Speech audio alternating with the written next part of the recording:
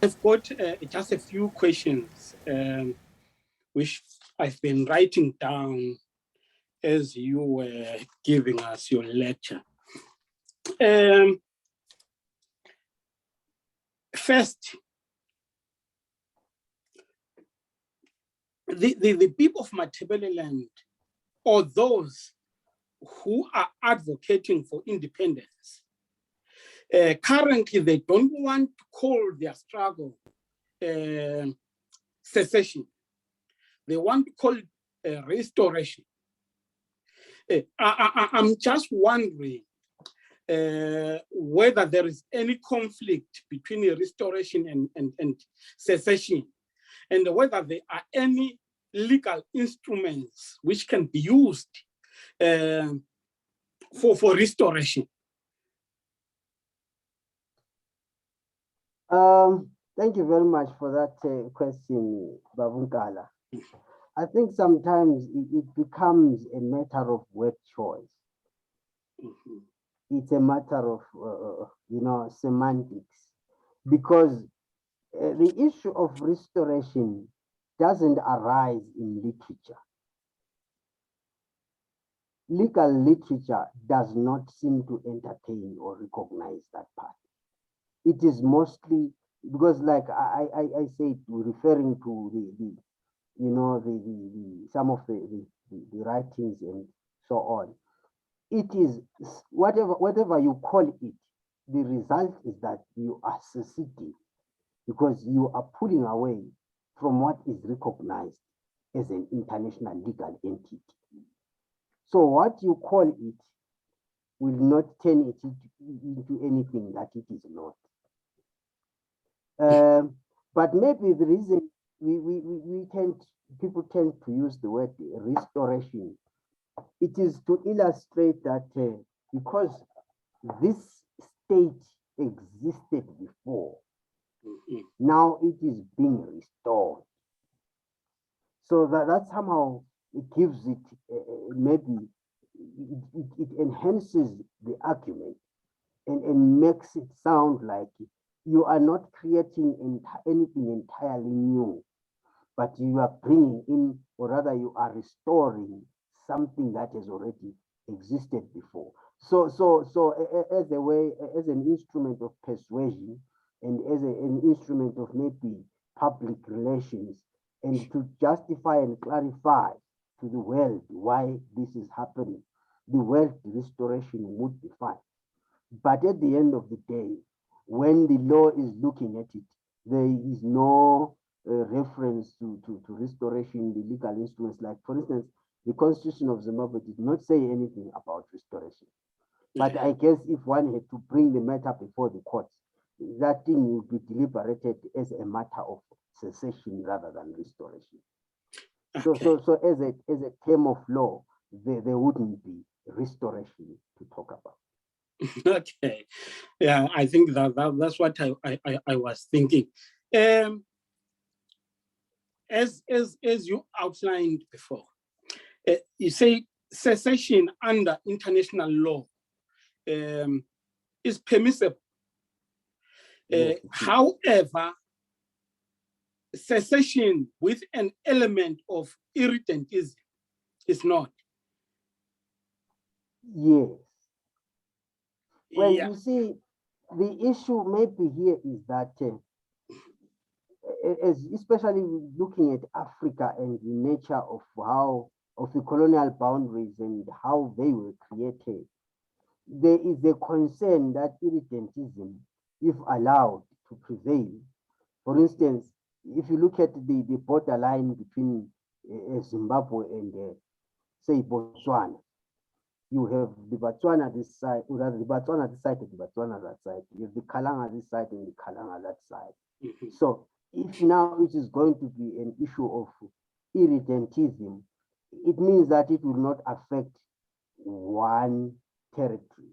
It is now going to spill over into, affecting so many other, groups. Because now you end up with the issue of the Tonga in the Zambezi. Tonga is this side and the Tonga that side. And how about the vendor by the Limpopo? So that would end up creating a lot of challenges. That's why when these two get combined, then it becomes a recipe for chaos. Yeah. One more question. You spoke about displacements. Yes, sir.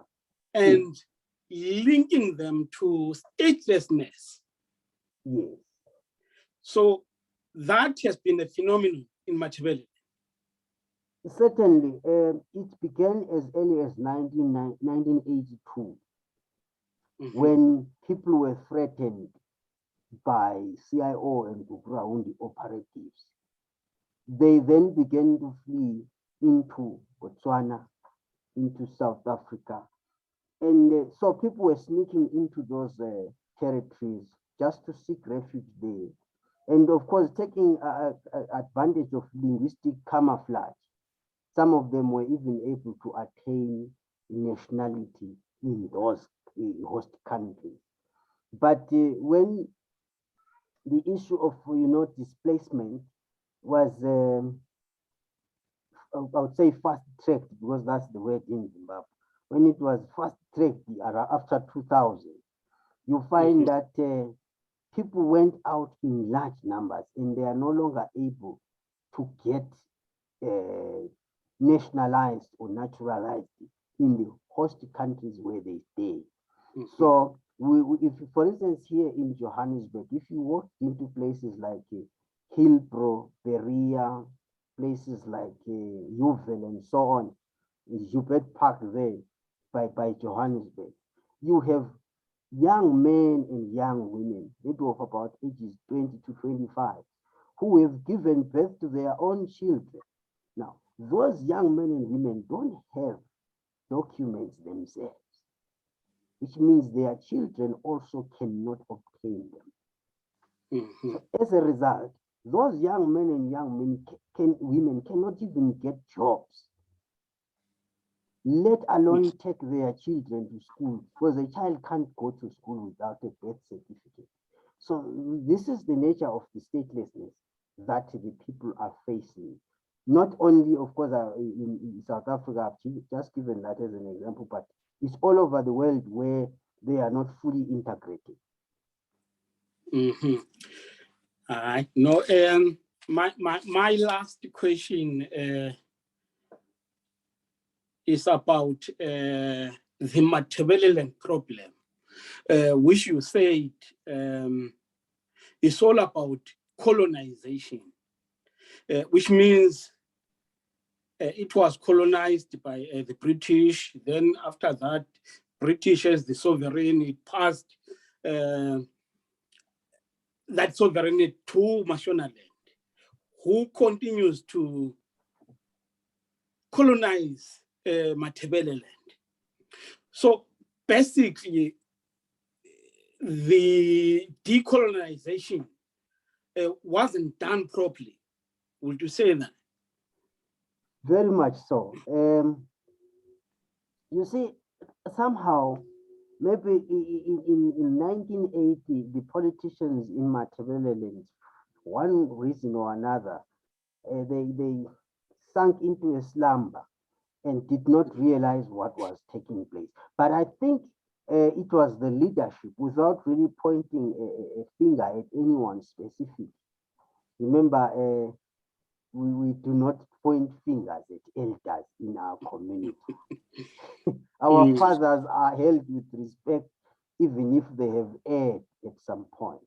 I think there were intelligence reports that were ignored, maybe out of maybe lack of foresight, or maybe being over trusting, because you see the refusals by the young men and the young women at Gwai there, the Zipra units who were refusing to disband, they were based on intelligence reports and information that there was an error in this transition. So because of that, you find that one group already had an idea about what they were going to do, and the other group was caught napping. That's why you find that no sooner was demobilization completed than did we have the entry now of armed men into the villages, hunting down the very people who had sacrificed their lives to bring that independence to be. So if there had been proper exercise of foresight, really, there should have been a demand there at Lancaster House that as we disband, as you guys give us power, you must split it so that we get it the way you guys found it. That would have averted a lot of problems. So then you find that Matabeleland was handed over as a trophy to Mashonaland to continue a kind of a native colonization on the people. Mm-hmm. Yeah, okay. Now, I hope we will have another time in the future to discuss these issues in greater detail. Otherwise, thanks very much for your time today. If you have any closing remarks, that would be nice. Thank you very much, Mr. Nkala, and your viewers for this opportunity. Like you said, these are issues that we need to continually engage on, because, you know, as the Bible says, iron sharpens iron, therefore every man sharpens the countenance of his brother. So as people continually engage on these, it helps us to forge a way forward. First of all, it helps us to diagnose our problems and where we are coming from, and then begin to even map out a way forward. So it will always be very important for us to, you know, have these kind of conversations. Thank you very much, Mr. Nkala and the MPC for the opportunity. Okay, no, thanks very much, Dr. Ndlovu. Siyabonga abalaleli be-MPC igama nguThulani Nkala. Namhlanje besino Dr. Ndlovu. Siyabonga kakhulu ngolwazi asicobelele lona. Siyathemba ukuthi luzosiza umphakathi wakithi. Siyabonga kakhulu.